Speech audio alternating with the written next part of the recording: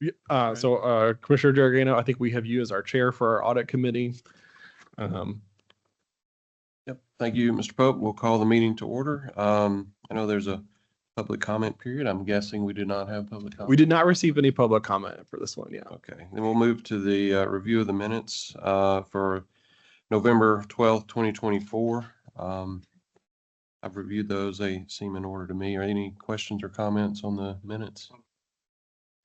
I'll second approval. And since our audit committee is fully in person, we can do a voice vote. Okay. If you would like.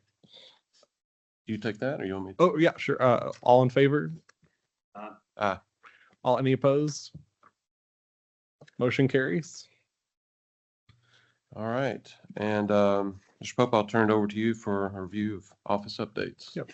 Let me get I have a little PowerPoint. I think it's included, but I'll try to present here too on our Teams call for those watching. Let me see if I can get the technology to work. I think we're good. Welcome to our audit committee. I always try to provide an annual update of kind of where we are with all our pending appeals and kind of what we've been working on in the past year for all your staff members for the State Board of Equalization. So you see our rulemaking was one of our big things. I then just had a quick overview of kind of how the board operations actually work. I know Secretary Hargett's probably maybe more familiar than others with this process, but I have that included as well. Updates to our scheduling process to try to get people through the door and get those appeals moving as quickly as possible. And then again, our appeals update of kind of where we currently stack. And so we had two rulemakings. We had those public comment parameters that were adopted as well as the rules you saw for today. Like I said, those updates were really identifying the kind of how those appeals are transferred between the two agencies who staff the board and recognizing the sunsetting of that Assessment Appeals Commission. So with State Board of Equalization appeals, there's always three parties. The State Board of Equalization itself, this body, you have staff from two different agencies, two different constitutional offices. You have the Comptroller of the Treasury and the Secretary of State's office who actually will staff that board operations. Oh, yeah, thank you. Then in individual actual appeals, you have the individual property assessments, which are actually issued from your county assessor's office. And I said, except for certain utilities, which we were approved today during our regular meeting. The assessor is a party / the defendant to almost virtually every appeal before the board, but they are not staffed. We are not staffed to the assessor's office. And so under the comptroller umbrella, those are staff members, so in the comptroller of Treasury who are staffed to work for the board. We do a variety of things. We mostly receive and process those appeals as they're filed. So we are the filing agency who receives those value appeals and our assessment appeals. We also track and schedule all those appeal hearings. And this list is not meant to be exhaustive as much as an example of kind of how that division of labor works. We provide the notice. We also process many settlements and withdrawals. We also are the custodian for those final appeal results so that all our trustees can process those appeal results and timely for any applicable refunds or additional tax billing. We also prepare all those appeals that you see before the administrative judge's decision that go before this body. And we coordinate for our court appeals. In addition to that, we have all the other duties as well related to exemption applications. We do all the same things for value appeals that we do for exemption appeals. We also process all those initial applications for property tax exemption, and then many of those administrative functions. So the rules, things having to do with our agents, manuals, forms, the certified tax rate process, all of that occurs inside the comptroller's staff part of the board. The other part is our Secretary of State's office, who hears our Administrative Appeal Procedures Division. They are the ones who actually are conducting those appeal hearings. They're the ones who actually in those hearings, issuing those decisions and orders. They actually record those hearings. They issue all the settlements, withdrawals for appeals referred to them, and they actually prepare those certified technical records for those court appeals. They do additional things I think I probably may have left out as well, but that's kind of where the main division is. As we receive those appeals, but the Secretary of State's office, the Administrative Procedures Division, is the one who actually conducts those hearings, organize the parties, hear the appeals, as they do with all sorts of case types from across the state. So with that kind of reference mind, the rest of my presentation, I'll relate back to that. So that's why I had a kind of introduction. So if you're wondering what I'm talking about, it's that division of where that occurs. So we then have our updates to our scheduling process. I think our biggest update this year is that we do have information on our website detailing to people that once you've successfully filed, you can immediately enter the scheduling process. So if you hit submit on Monday morning, you can be scheduled for a hearing by Monday afternoon if you're ready to move forward. And so we have a call line that's staffed by a couple of staff members, and we have some digital tools that we're currently using to try to schedule those appeals, to give people the option to even schedule remotely at home, or they can call in, trying to really just get people through the door and get their appeal moving if they're ready to do so. Our second big process is something I've talked about before this body, is our status and scheduling conferences. You heard Mr. Bailey kind of refer to that as well. This is really where the majority of appeals kind of move through this process. It's primarily our commercial appeals. So with the state board, traditionally our appeal body is predominantly almost 90% commercial and industrial property taxpayers. So by far and few, it's not a lot of residential homes, but it is commercial properties who are also represented by agents, which you'll see later in the presentation as well. So most of our registered agents, they're sophisticated people who know how to value property. They're working with assessors' offices, and you'll see most of our appeals do end up in a settlement or a withdrawal. So that is the bulk majority of it. And you'll see how many actually even go to a hearing as well. And so this really is my goal to sort of promote communication to the parties. At minimum, we're talking during the status conference about what they've worked on, where they've been, what they're trying to accomplish next. Do they need a hearing date? Do they not need a hearing date? And trying to get those people into that status conference and keep them rolling. So we actually have tabs on every single appeal that's been filed to make sure it's moving forward in some way, shape, or form. Trying to encourage settlement agreement where possible, and if not be an impediment to getting those people to a hearing. Finally, we have our pre-scheduling. This is what we call it. Unfortunately, we do have some appeals or petitioners who become non-respondent for one reason or another. They have not proactively engaged in the scheduling process. They have not attended the scheduling conferences that we've held. The assessor's office has not heard from them. And so we do have a certain subset of appeals that do end in a default proceeding where the person has not participated and does not attend a hearing. And so our pre-scheduling process is one of the ways that we sort of sift out those appeals. We do our best to actively call those petitioners to make sure they're still interested in their appeal. If they don't want to pursue it anymore, we'll help them file that withdrawal. If they do want to proceed, we'll try to schedule them. But really, these are our appeals that require a little bit more attention and are less maybe proactive than some of our other appeals. But the goal is still to promote responsive and proactive appellants. And so that's kind of our workflow. And so these would be, for lack of a better word, the laggard appeals that kind of need some help moving to that next step. And happy to answer those questions that they may have about how to move to that next step and get them moving as well. So here's our annual statistics. You can see appeals filed versus closed. You can see 2024 was a record-breaking year. In part, that was because we had, I think, some final conclusion to some of those timeshare appeals you may have heard me talk about before, which represent a large number of parcels, but relatively a handful of cases, as it were. I believe that those cases have mostly, if not all, resolved. I think there's a couple still out there, still working its way through, but you'll see those closed. You'll also see that we are on track for 2025 to be a record-breaking year in terms of appeals filed. We are still accepting appeals every day currently of assessments as they come out. My understanding is that Davidson County Assessor's Office is still issuing, their county board is still meeting, still issuing county board decisions, and plans to continue to have hearings through August of 2026 for their 2025 tax year. So we expect to continue to receive 2025 tax year appeals probably through 2027.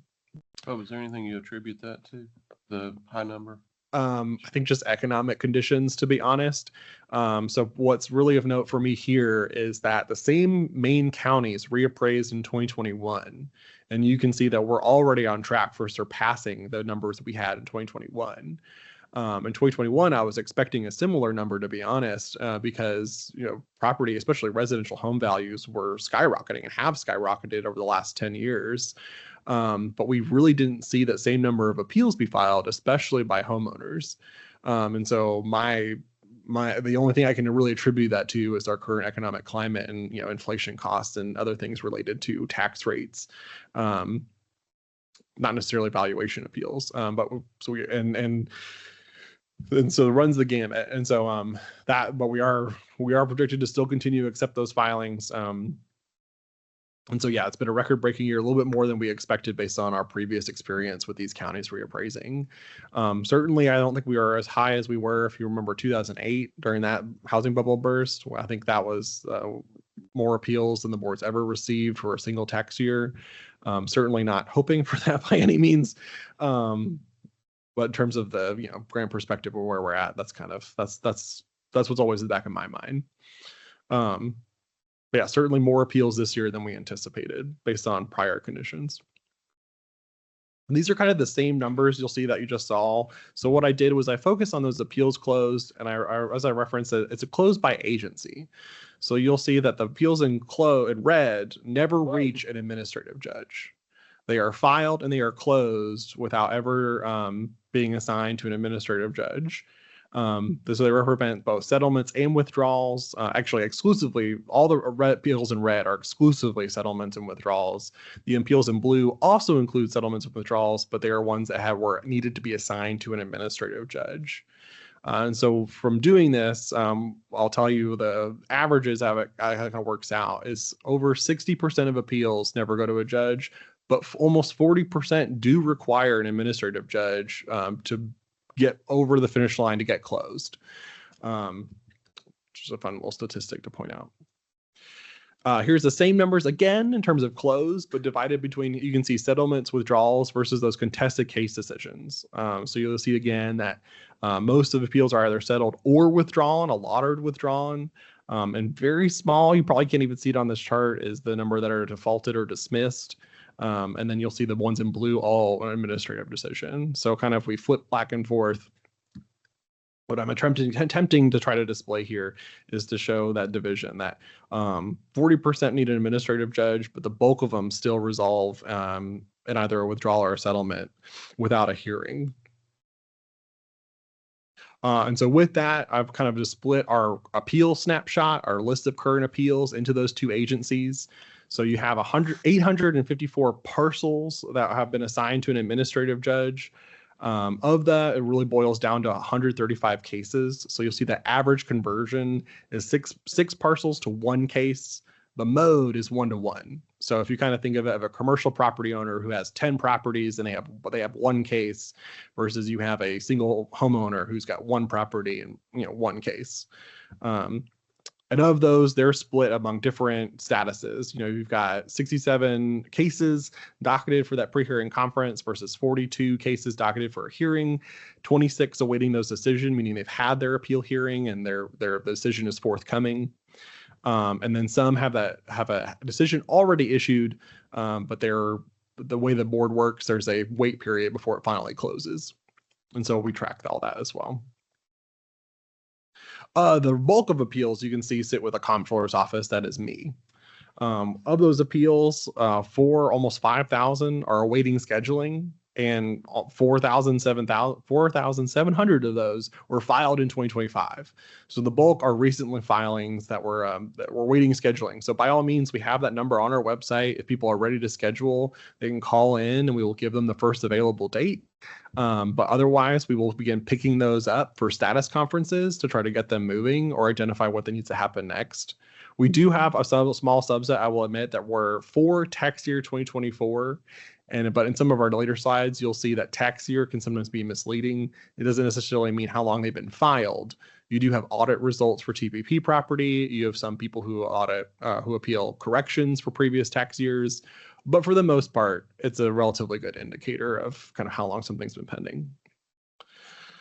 Almost over half are docketed for a status conference with me, meaning we've had some sort of active tracking on it to know we've got a date in the sand, we've got some sort of update, we know where it's been, where it's going, and when we're going to hear from those people next to try to see if they want to move it.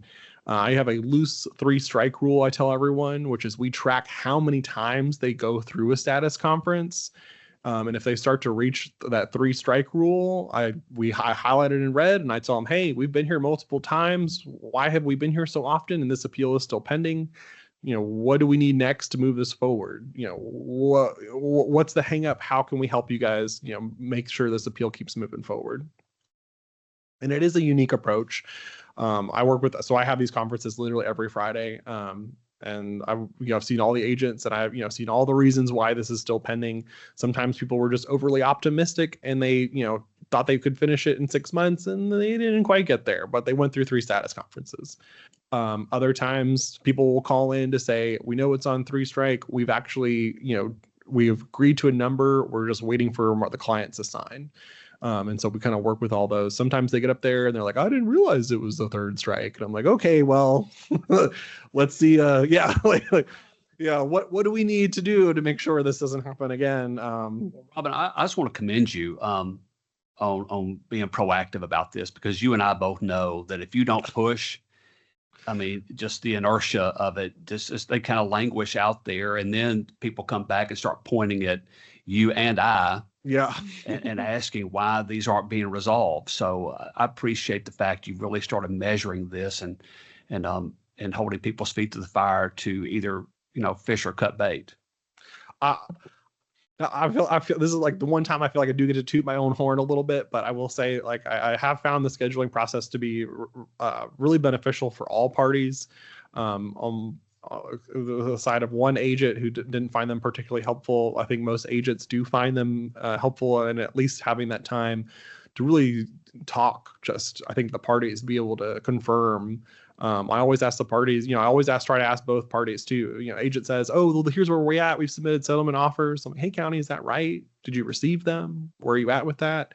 And I really do believe that just having that open line of communication has helped move appeals forward more than anything else. The remaining numbers you can see are different sort of processes where these kind of whittle down to. We've got many parcels that are docketed for a hearing, but they have not been assigned to a judge yet, meaning so we're still working through sending out a notice to the parties and transferring those over to the Administrative Procedures Division. We have many docketed for a pre-hearing conference, similar setup for different purposes. And then we do have some that have submitted a settlement withdrawal, and they're either just pending that final order resolution and or they're, like I said, there's that final wait period between when they're finally get closed. And then we do have 72, like I said, in that pre-scheduling, our laggard appeals, people who've been have not been as responsive, that we're trying to schedule those for. They've probably already been through, they've already been emailed a notice for how to schedule their appeal. They've been through a scheduling conference where they didn't attend. And so now they're on that pre-scheduling. By all means, they can call in any day and try to reschedule that hearing. But in terms of like active, those are the ones we're watching to kind of see how we can get them responsive. Ultimately, we will either schedule a hearing for them or some manner to try to make sure they do move forward and closed, basically get it to closed. We've had some dismissal default dockets before where they basically have to appear and say, hey, I do want to continue, or else the appeal will be closed. Very similar to what you might see in any sort of court system across the state, where the judge will basically do like a show cause order. Hey, there's been nothing filed on this case for 12 months. If you don't file or show up, we're gonna close out your case, petitioner, whatever else may be. So that's what we kind of stole. We modeled it after that. I modeled it after that process. Here, pending my tax, this is by year filed. So normally, like I said, tax year versus year filed. So this, in terms of backlog and watching those appeals, this is really what we're looking to be. We're really trying to see how quickly we can go from current year filed down and process them out.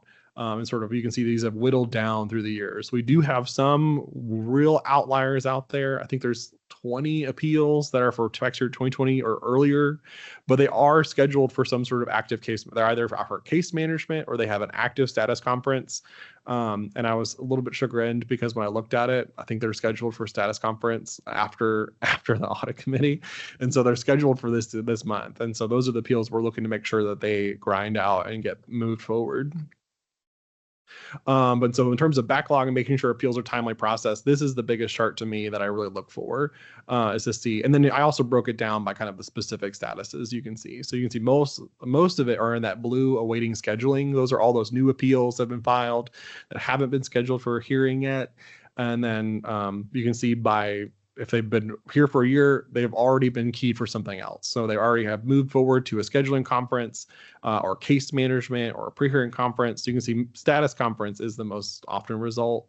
I didn't really talk about it as much as in our last time, but we do have a case management process, which is a little bit more individually and specific. Basically, they're assigned to me or one of the attorneys for one of the exemption attorneys who will really kind of try to dive deep with the parties. Say, hey, you've been through 3 status conferences. You don't want a hearing though, but this appeal's stuck. Like where are we at? What's the process? What needs to happen next?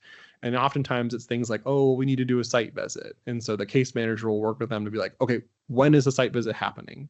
When do we expect a follow-up from that? Who's going to be responding? When are you guys going to talk? And try to help facilitate that process to give the parties, unofficial deadlines to say, hey, if you want to move your appeal forward and you say, here's what needs to be happening, someone's going to help you make sure that happens, and basically hold everyone a little accountable. And I always mean that. When I say that too, I always say that from my heart to be like, best intentions, I think everyone always they don't mean to let their appeal drag by any means, and I don't ever mean to suggest that, as much as, life gets in the way. There's a holiday and a birthday and I was supposed to get back to them and I forgot, and there was this new appeal and then I had a hearing. And so by all means, I'm more than happy to assist people by saying, oh, okay, that's great, but we said we would do it by November 20th. And so it's now November 21st. Where are you at? Just sort of helping clear those lines of communication and make sure there is that adequate follow-up. We're getting towards the end here. So here is our appeal base by county. You can see that while Shelby County, just because of their sheer size, I think they have more parcels than anyone else in the state, is still 4th in the running for the most amount of appeals pending. But Davidson does take the cake in terms of they have the most appeals pending out of everyone. So again, this pie is composed of that, largely that 8,000 number that you see from those appeals with the comptroller's office. 14% are Sumner, which reappraised last year, and then so they have a lot of parcels that are still working through it. Williamson, Shelby, Knox, Hamilton, Rutherford, Wilson, Sullivan, Madison, and then the remaining 15% is the remaining 85 counties. So they all have less than 2% of pending appeals. So usually it's like only 1 or 2, I think, if I do my math right. Less than 10%? I think I did that right. Yeah, less than 80, less than 100 parcels. And then here is our appeals by agent type. So again, this is that 8,000 number of parcels. You can see that the bulk of appeals are really split between only 2 firms. And so usually with these 2 slides, something I usually try to exemplify and clarify through talking about it is that by all means, we're trying to move appeals forward. But when the bulk of appeals is split between 10 people, these are 10 different county offices, but in reality, it's 10 people having to work on 8,000 appeals. Conversely, too, on, takes 2 to tango, you got the agent side of 8,000 appeals. It's 2 firms who represent over 70% of all pending appeals. And by all means, they both have multiple people in that firm. It's Ryan LLC, and they've got several agents. And then Evans and Petrie is a law firm, and they've got a team that works behind them as well. But it's 2 teams who have to work through, wherever that 70% of 8,000 is. And so I'm always looking to try to figure out, where are our funnel points? Are they truly funneling and filtering, or are they presenting are they blocking appeals? Are they holding things back? There's always, I always think about the restaurant example. If you're running a restaurant, you're limited by certain factors. How many tables do you have? Okay, we've figured out how many tables. We've expanded our patio. We have as many tables as possible. Okay, great. We've updated our system to get people scheduled to a table. We've updated our booking and reservations. We've always used our technology tools. But at the end of the day, it still takes 6 minutes to boil an egg. So there's some sort of points you can try to narrow down and try to filter out to remove obstacles, to get people moving quickly as possible, to get them to their table, to get them to their hearing aid, to figure out where they need to go. But some appeals, I think, at the end of the day, you do have some limiting factors that are external that you just cannot control. You cannot control how many people want to show up for Friday night, but you certainly can plan for it accordingly and try to be fully staffed as is. So all that to say, these are the 2 factors that we cannot control. We cannot control where those appeals are coming from. So what counties are they're doing it, and we do not control those county offices and how they operate. Nor can we control who is filing the appeals, and how they move those forwards internally. All we can do is give them the framework to how to move forward. That is our appeal snapshot. That's kind of our audit committee for the year. I'll make sure I don't go over. We do have 10 minutes. And other than that, if you have any other questions or anything for me, happy to kind of talk about anything. State board no one usually listens to me this long talk about the state board of equalization. Most of the time I talk about property taxes, and it's like I go into Dunkin' Donuts, you see their eyes glaze over. So happy to talk about anything else you have. Yeah. But that is our audit committee. Other than that, the only other item we have is adjournment. Well, nice job, Mr. Pope. Really appreciate it. It's a great presentation. Anything else from the committee? We need a motion to adjourn. I believe so. Yeah, I'll but it's move to voice vote. adjourn. Have a second. All in favor, say aye. Aye. All opposed? Ms. Birch and I won. We're adjourned. Thank y'all. Thank you all.